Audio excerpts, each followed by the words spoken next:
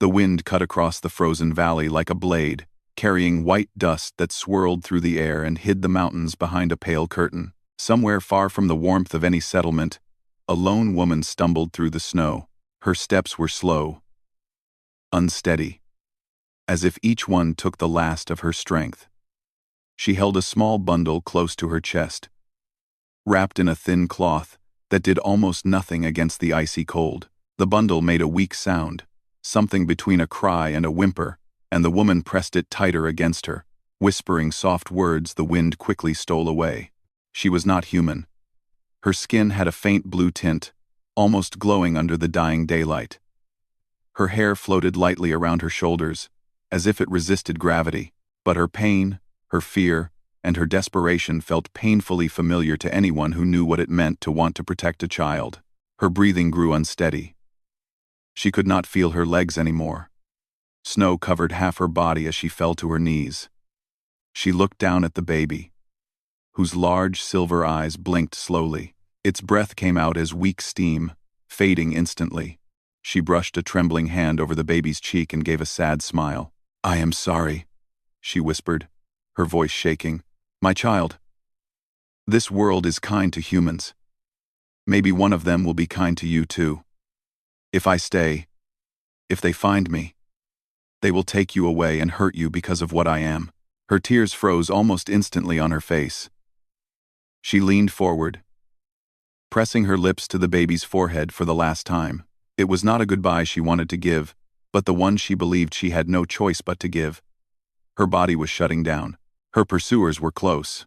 She had no more strength to run. But the child deserved a chance to live. She placed the baby on a soft patch of snow near a rock, trying to make a small shield against the wind. She had no blanket thick enough, no shelter, nothing that could be called safe, but she had hope, and hope was all she could offer. As she stepped back, her vision blurred. She thought of turning away, letting herself fall into the snow so the cold could take her quickly. But before she could decide her own fate, she heard something, an engine, small and old, rumbling across the frozen ground. A human man named Daniel Burke guided his snow truck through the narrow white valley. He did not expect anyone to be out there. He worked as a supply runner between small settlements in the north, delivering food and medicine. Humans avoided this path in the middle of winter because the storms were harsh and the road was nearly invisible. But Daniel knew the land well. He had lost count of how many times he had helped travelers stuck in the cold or guided lost hikers to safety. He was a quiet man, living most of his life alone since his parents passed. He did not search for adventure or danger, but danger sometimes found him anyway. Today, he only wanted to complete his route before nightfall. The reports said a storm was coming, stronger than any before. As he drove, something strange caught his attention. A faint movement near a rock. At first, he thought it was just snow blowing in the wind. But a sound followed a small, thin cry. He pressed the brakes at once. The snow truck slid a little before stopping. He pushed open the door, letting a burst of cold air hit his face, and stepped outside. His boots sank deep into the snow. He narrowed his eyes, trying to see past the falling flakes. The cry came again, soft but filled with fear. "Is someone there?" Daniel called out. The only answer was the storm building in the distance. He hurried forward, bending low against the wind. When he finally reached the rock, his heart nearly stopped. There, half buried in snow, was a small baby wrapped in thin cloth, its skin a color he had never seen before. For a moment, shock held him still. But then the baby let out another desperate, weak cry, and his instincts pushed everything else aside. Hey, I've got you," he whispered, as he lifted the tiny body into his arms. The baby's skin was ice cold. Too cold. No human child could survive like this. And even if this child was not human, it was dying. Daniel pulled off his thick coat and wrapped it tightly around the baby, holding it against his chest so his body heat wouldn't escape. The child's breathing steadied slightly, but remained dangerously shallow. "Where is your mother?" he murmured, looking around the empty valley. He did not expect an answer, but he got one. A weak figure collapsed not far away, sinking into the snow. Daniel gasped and ran toward her. When he reached her, he realized she was the most unusual being he had ever seen. She had the figure of a woman, but her skin shimmered like frost, and her eyes, half open, glowed faintly. She looked at him with confusion at first, then fear, then relief as she saw her baby still alive in his hands. "You, human," she whispered, barely able to speak. "Take him. Please. Save him." Daniel kneeled beside her. "We need to get all of you out of the cold. You both need help." She shook her head slowly. "I cannot go. They are chasing me. If you take me, they will follow. But the child, he has no blame. He should live." Daniel's jaw tightened. He did not understand what she meant, but he understood the important part. She had given up hope for herself, but not for her baby. "No," he said firmly. "I'm not leaving you. I won't let anyone die out here." Her eyes widened slightly. She seemed surprised by the determination in his voice, as if she had not expected a human to speak so boldly for a stranger, especially a stranger like her who did not belong to this world. "You don't know what danger you invite," she whispered. "That's fine," Daniel replied. "I know what it means to help someone who needs it. And right now, you need it." The woman's strength was fading rapidly. He lifted her carefully, supporting most of her weight, guiding her toward the snow truck. She tried to speak, but only weak breaths came out.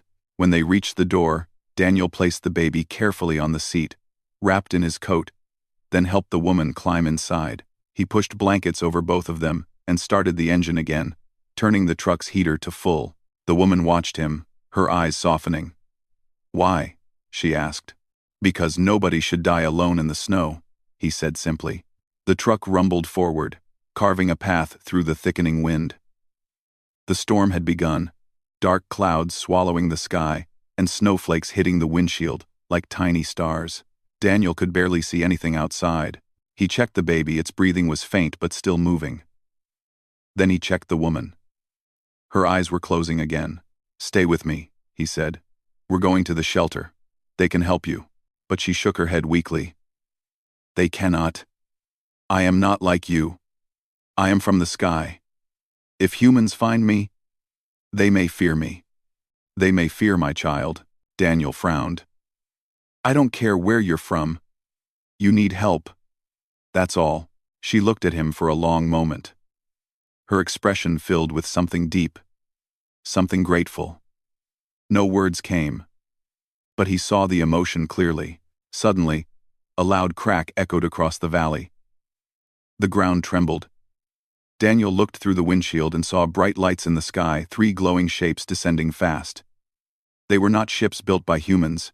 Their movement was too smooth, too silent, too perfect. The woman's body tensed with fear. "They found me," she whispered. "Please, keep the child safe. Even if I do not survive, protect him." Daniel gripped the steering wheel tightly. His heart pounded, but he did not slow down. "No one is taking your baby," he said. "Not while I'm here." The lights behind them grew brighter. Snow burst upward as something touched down on the ground. The truck shook again. Daniel pushed the engine as hard as it could go, but the storm made everything harder. Visibility dropped. Ice formed along the wheels. He felt the truck sliding. The woman reached for his arm, her fingers cold but steady. "You are brave, for a human." "I'm just doing what anyone should do," he replied. "No," she whispered. "Not anyone. Only someone with a good heart." Daniel didn't answer. His focus was on keeping all 3 of them alive. But her words stayed with him, warming something inside him that even the heater could not reach. The baby stirred slightly. Daniel heard its soft cry. He felt a surge of determination. He had no idea who the glowing ships belonged to or why they were chasing this woman, but he knew he could not let her or the child fall into their hands. The storm thickened to a blinding wall of white, hiding them for a moment. Daniel turned sharply, guiding the truck toward an old abandoned tunnel carved into the side of the mountain, one he knew from years of traveling these lands. It wasn't stable, but it was shelter. And right now, shelter meant survival. He drove inside just as a bright beam of light flashed across the valley behind them. They were hidden. For now. Daniel checked both passengers again. The woman was barely conscious. The baby rested against her chest, calmer now. Daniel placed another blanket over them and sat close, letting the warmth from his jacket extend to both. "You're safe," he whispered. "At least for tonight." The woman opened her eyes one last time. There was pain, fear, and exhaustion, but also hope. "You saved us," she breathed. "Human, thank you." Then her eyes closed, not from death, but from reaching the limit of her strength. Daniel looked out at the glowing lights searching the stormy valley. He felt fear, but he also felt something stronger, a promise forming in his heart. He would protect them, no matter who or what came for them next. The old mountain tunnel was quiet, except for the distant howl of the storm outside. Daniel sat close to the alien woman and her baby, keeping the small space warm with the heater from his snow truck. The air inside smelled like metal and dust, but it was far better than freezing winds. The woman lay half unconscious, her breathing slow but steady, while the baby rested peacefully on her chest, wrapped in Daniel's coat. For a long moment, Daniel simply watched them, trying to understand what world he had stepped into. He had never seen anything like the glowing ships outside, nor anyone with skin that shimmered like ice. Everything in his life before this moment felt small, normal, predictable. But now, he was hiding from something not of Earth. He felt fear in his stomach, but when he looked at the baby, the fear slowly changed into something else, a firm decision. He didn't know why this woman had been hunted, but the way she held the child told him she was not dangerous. She was a mother trying to protect her baby. That was all he needed to know. The woman slowly opened her eyes. Her silver pupils reflected the small light coming from the heater. For a moment, she looked confused, as if she didn't remember where she was. Then she saw Daniel sitting beside her. "You brought us here," she said, in a weak voice. "We didn't have many choices," Daniel replied. "The storm was too strong, and those lights were too close." She closed her eyes, remembering the danger. "They will keep searching. They do not give up easily." Daniel leaned his back against the cold tunnel wall. "Who are they?" For a moment she didn't answer. She touched her baby's cheek softly, making sure he was still warm. Only after confirming his breathing was steady did she look at Daniel. "They are soldiers of my own people," she whispered. "I am, or I was, part of a royal house. My child is important to them. They want him. Not to love him. Not to protect him. They want him for power." Daniel felt a chill that had nothing to do with the cold air. "So they want to take your baby away?" She nodded painfully. "Yes. And if they take him, his life will not be a life. It will be a burden he must carry until he breaks." Daniel looked at the baby again. Such a small, fragile thing. "But why chase you? Why come all the way to Earth?" "Because I refused to let them take him. I escaped. I ran. And I hoped Earth was far enough for them to stop." Daniel shook his head slowly. "It wasn't far enough." "No," she whispered. "But you found us before they did. That means something." Daniel didn't know what she meant. But the way she looked at him made him feel responsible in a strange, deep way. He had always tried to help whoever he could. But this was more than a rescue. This was becoming a battle for lives. The baby made a soft sound, moving slightly. The woman smiled and shifted her arms to hold him more comfortably. Her face softened, and she whispered something to him, in a language Daniel did not understand. It sounded musical, and full of love. "What's his name?" Daniel asked quietly. The woman hesitated. His true name would reveal too much. "But I called him Lior while hiding. It means small light in our old tongue." Daniel smiled. "Lior? That's a good name." The woman nodded. "He is the last good thing I have." Daniel felt something tighten in his chest. "You have more good things now," he he said gently. You have help. She watched him closely, trying to understand his character. You risk much for someone you met only minutes before. Daniel shrugged lightly. I've lived alone for many years. Saving lives is the only part of my work that makes me feel like it matters. And you needed me. She looked at him as if weighing his words carefully. Not many of your kind would risk themselves for a stranger, especially one like me. Maybe, Daniel replied softly. But I'm not asking what others would do. I'm asking what I should do. The woman breathed out slowly, calm for the first time. My name is Alira, she said. If you are risking your life for us, you should know my name. It suits you, Daniel said, offering a small smile. Elira. A faint warmth spread across her expression, something like relief or gratitude. Outside, the wind began to slow. The storm was calming. Daniel stood, walked carefully to the tunnel mouth, and peeked through the swirling snow. The glowing ships were still in the sky, moving slowly, scanning for signs of life. Their lights shifted, sweeping across the valley like search beams. They're still out there, he said quietly. Elira tried to sit up but winced. You must not let them see any energy source. Their sensors detect warmth and movement. Daniel nodded. Then we'll wait a bit longer before moving. The storm is our cover right now. He turned off the truck engine but kept only the small emergency heater near them. It produced barely enough warmth to keep them alive, but not enough for the ships to detect from a distance. Alira leaned her head back, looking exhausted. I did not think I would survive the day, she whispered. I was ready to give my last breath to make sure Lior survived. Daniel sat beside her again. I'm glad you didn't. Alira looked at him. And for a moment, her eyes softened in a way that made Daniel feel like she saw more of him than most people ever had. You saved me, without knowing anything about me. You could have walked away. Daniel shook his head. I couldn't leave a mother and her child in the snow. No one deserves that. You are different from the humans our stories described, she murmured. Daniel raised an eyebrow. What do your stories say? That humans are unpredictable, Alira said. Dangerous, quick to fight, quick to fear. Daniel laughed lightly. Some of us are like that. But not all. And I try not to be. Alira watched him again, more thoughtfully. Maybe your world is not as cruel as I believed.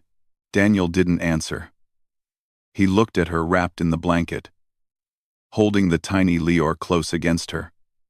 The sight stirred something deep and protective in him. The storm outside quieted even more. The lights of the ships drifted away for the moment, moving toward another valley. The danger was not gone, but there was a small window to escape. Daniel took a breath. We need to move before the ships return to this area. There's a hidden shelter 2 hours from here, built into the cliffs. It's small, but strong. We'll be safe there. Alira tightened her grip around her baby. I can walk. Daniel shook his head. You're still weak. I will not slow you, she insisted. I didn't say you would. I'm saying you don't have to, Daniel replied firmly. I'll help you. His kindness shook her again. She wasn't used to someone caring about her comfort. Her own people valued strength, not tenderness. She nodded slowly. Thank you. Daniel helped her into the truck again. Lior was wrapped warmly and placed gently in her arms. Alira whispered little soothing words to him, trying to keep him calm as Daniel restarted the engine. The truck's wheels struggled through deep snow, but Daniel knew every path in the valley. He followed narrow routes hidden by trees, avoiding open areas where the ship's lights could reach. Alira watched him drive with impressive skill. You know this land very well. I've lived here all my life, Daniel replied. The mountains raised me, in a way. Do humans not fear such cold places? She asked. Some do, Daniel said with a small smile. But I don't mind the quiet. Alira looked at him longer, as if trying to understand what kind of human he was. A human who lived alone, who risked everything for strangers, who faced glowing alien ships with nothing but determination. Her people believed humans were simple beings, but this one was far from simple. As they drove, Lior began to make soft noises. Alira rocked him gently, humming a tune from her home world. The sound was soft, warm, and almost magical. Daniel listened quietly, feeling strangely comforted by it. "What does the song mean?" he asked. "It is a lullaby," she said. "It means, you are loved beyond the stars." Daniel felt a stir in his chest. "He's lucky to have you." Alira looked down at her baby, love shining through her tired eyes. "No. I am lucky to have him. He kept me alive when I wanted to give up." Her honesty caught Daniel off guard. He glanced at her, seeing strength wrapped in pain, courage wrapped in exhaustion. A bright flash suddenly lit the sky behind them. Alira gasped. "They found our trail again." Daniel gripped the wheel and accelerated. The engine roared as the truck pushed through the snowbanks. He turned sharply into a narrow passage between two cliffs. Alira held Lior tightly as the truck bounced over icy ground. "They are coming closer." "I see them," Daniel said, his voice steady even though his heart pounded. A glowing beam swept over the cliff behind them, missing the truck by only a few meters. The air hummed with strange energy. Daniel pushed the engine harder. They reached a steep incline leading to the hidden shelter. The truck struggled but climbed slowly. "Almost there," Daniel muttered. A second beam shot across the sky. Alira closed her eyes, whispering a desperate prayer. Daniel slammed his hand against the dashboard. "Come on, old friend. Don't fail me now." The truck lunged forward with a burst of strength. They reached a high ledge, and Daniel steered toward a dark opening hidden behind heavy branches. The truck entered the cave just as another beam flashed behind them. Safe again. For now. Daniel turned off the engine and caught his breath. His hands shook slightly from the adrenaline. Alira held her baby, breathing fast but safe. She looked at Daniel, her eyes shining. "You saved us again," she whispered. Daniel smiled faintly. "I said I wouldn't let anything happen to you." Alira watched him as if seeing him in a new light. "Humans truly are full of surprises." Daniel leaned forward. "And I'm not done surprising you yet." Because now he had a new promise inside him. He would protect Alira and her child, no matter what it cost. The quiet inside the cave felt almost unreal after the chaos outside. Daniel listened to the distant hum of the alien ships as they searched the valley. But the sound slowly faded. The rocky walls around them were strong and thick, hiding their body heat and blocking most signals. Daniel had used this cave in the past to rest during storms or store supplies, but he had never imagined it would become a hiding place for an alien mother and her child. Alira held Lior close, rocking him gently. The baby was calm, his breath warm and steady against her chest. A soft smile touched Alira's lips each time he moved. It was clear she drew her strength from him, but she was still weak, still exhausted from her escape, and she leaned her body against the cave wall, as if holding herself upright took effort. Daniel checked the entrance before returning to them. "They seem to be moving away for now," he said quietly. "For now," Alira repeated, her voice heavy with worry. "They will return. They know I am somewhere in this region. And they do not give up." Daniel sat across from her, his back against the rock. "Then we stay hidden until morning. I know paths deeper in the mountains where their ships can't fly. I can take you there." Alira studied him, her silver eyes glowing softly in the dim light. "You do not have to keep risking yourself for us." Daniel shook his head. "I'm not leaving you or the baby. I'm in this now." Alira lowered her gaze for a moment. "Humans are not expected to protect those outside their own kind," she said quietly. "Yet you do." "Why?" Daniel thought for a moment before answering. "Because I've been alone for a long time, and helping people, helping you, it feels like the right thing to do." He paused, then added softly, "And because I couldn't live with myself if something happened to you or Lior while I could have helped." Her eyes lifted again, filled with a gentle warmth. "You have a strong heart, Daniel Burke." He smiled a little. "Maybe, or maybe I'm just stubborn. Perhaps both," she said, and for the first time since he had met her, she laughed softly. The sound was light and warm, surprising even her. Lior made a small chirping sound in response, and Elira kissed the top of his head. Daniel looked at the baby, then back at Elira. So, what happens if your people catch you? Elira's expression darkened. If they take me back, I will be punished. But more importantly, they will take Lior away and raise him for political purposes. They will shape him into a weapon of power. He will lose everything that makes him a child. Everything that makes him a person. Daniel clenched his jaw. I won't let that happen. You say that so easily, Elira whispered. But you do not understand how powerful they are. Daniel leaned forward. Maybe I don't. But power doesn't decide everything. I've faced storms, wild animals, bandits, and harsh winters. I'm still here. And now that you're with me, I'm not backing down. Elira watched him closely, her breath catching slightly. In her culture, strength was measured by ability, intelligence, and sharp decisions. But Daniel's strength came from something different. A stubborn kindness, a grounded heart. A willingness to stand in front of danger for people he barely knew. That was a kind of strength her people did not understand, but she admired it deeply. The small heater crackled and flickered. Elira pulled the blanket tighter around Lior. Daniel took off his outer jacket and placed it around her shoulders without asking. She looked at him with surprise. You will be cold, she said softly. I've been through worse, he said with a reassuring smile. Elira lowered her eyes, touched by the simple gesture. In my world, she said quietly, someone who gives warmth to another is seen as offering a piece of their spirit. Daniel chuckled softly. Well, take as much spirit as you need. I've got plenty. Her cheeks turned a soft shade of violet, the alien version of a blush, though she tried to hide it by focusing on Lior. Hours passed. The night deepened. The hum of the alien ships faded, until the only sound left was the soft breathing of the baby. Daniel stayed awake, keeping watch. Elira drifted into sleep at last, her head resting gently on Daniel's shoulder without her realizing it. He did not move. He did not want to disturb her or the little one sleeping on her chest. As she slept, Daniel found himself studying her features. She looked peaceful, almost fragile in the dim light, but he remembered the way she had trudged through the snow with fierce determination despite her exhaustion. She was stronger than she seemed. Morning finally touched the edges of the cave with a faint blue glow.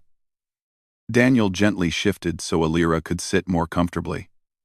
She stirred, slowly opening her eyes.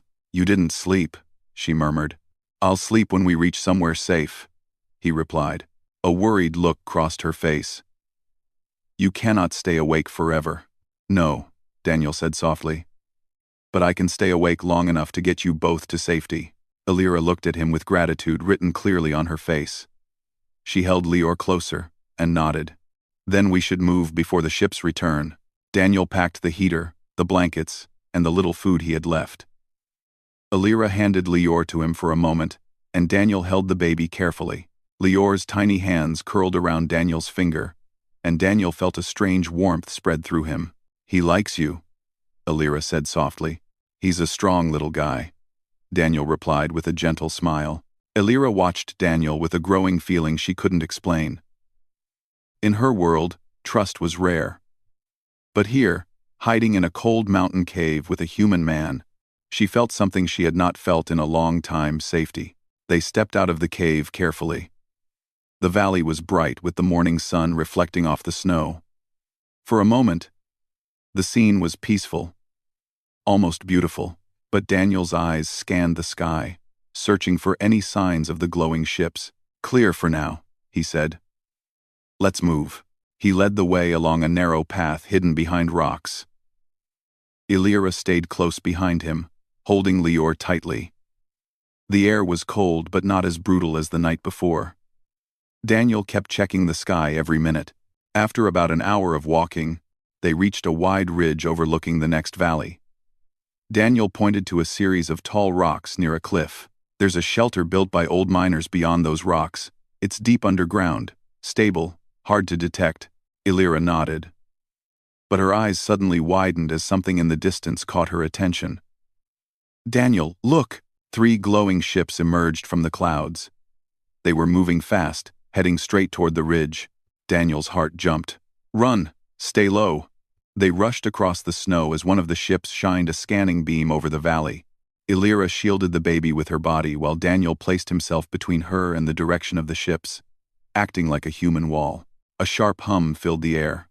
Daniel knew they were seconds away from being detected. He grabbed Illyra's hand. "This way." They slid down a steep slope, half running, half falling into a cluster of thick pine trees below. The trees provided some cover, but the ships were closing in. Illyra held Lior tight, whispering calming sounds to him even though fear shook her whole body. Daniel pressed a finger to his lips to keep her quiet. A beam of light swept over the trees, passing dangerously close. Daniel and Illyra crouched low, barely breathing. For a moment, everything froze, then the beam drifted away. Daniel let out a slow breath. "We need to hide in the mine. Now." They hurried through the trees until they reached the cluster of tall rocks. Behind them was a narrow opening, almost invisible to the eye. Daniel pushed aside the snow and guided Illyra inside. The passage led down into a dark, hidden shelter carved decades ago. It was cold and dusty, but safe. Illyra set Lior down on a soft cloth. Daniel spread out. The baby reached up with tiny hands, touching Illyra's face. She smiled warmly and lifted him. Daniel watched them with relief. "We made it." Illyra turned to him. "Only because of you." Daniel shook his head. "No, because we worked together." She stepped closer to him, her expression serious but full of emotion. "I owe you more than I can ever repay." "You don't owe me anything," Daniel said softly. Illyra looked at him with intensity. "You saved my life. You saved my child. You gave us hope when I had none." Daniel felt something deep shift inside him. "I didn't save you for a reward. I saved you because it was right." Illyra's voice softened, almost trembling. "Then know this, Daniel Burke. If I live, if Lior lives, it is because of your courage." Daniel glanced away, almost shy. "Anyone would have done the same." "No," Illyra whispered. "Not anyone. Only you." She reached out and gently placed her hand on his. Daniel froze, surprised by how warm her touch felt even in the cold cave. Illyra held his gaze. "Whatever comes next, we face it together." Daniel nodded, feeling a strange sense of belonging he hadn't felt in years. "Together," he agreed. Outside, the alien ships circled restlessly, unable to find their targets. Inside the mine, a human, an alien mother, and her tiny child sat close, bound now not by fear, but by trust. Their journey was far from over. But for the first time, Illyra and Lior were not running alone. They had Daniel. And Daniel had found something he didn't even know he was missing, a purpose worth fighting for.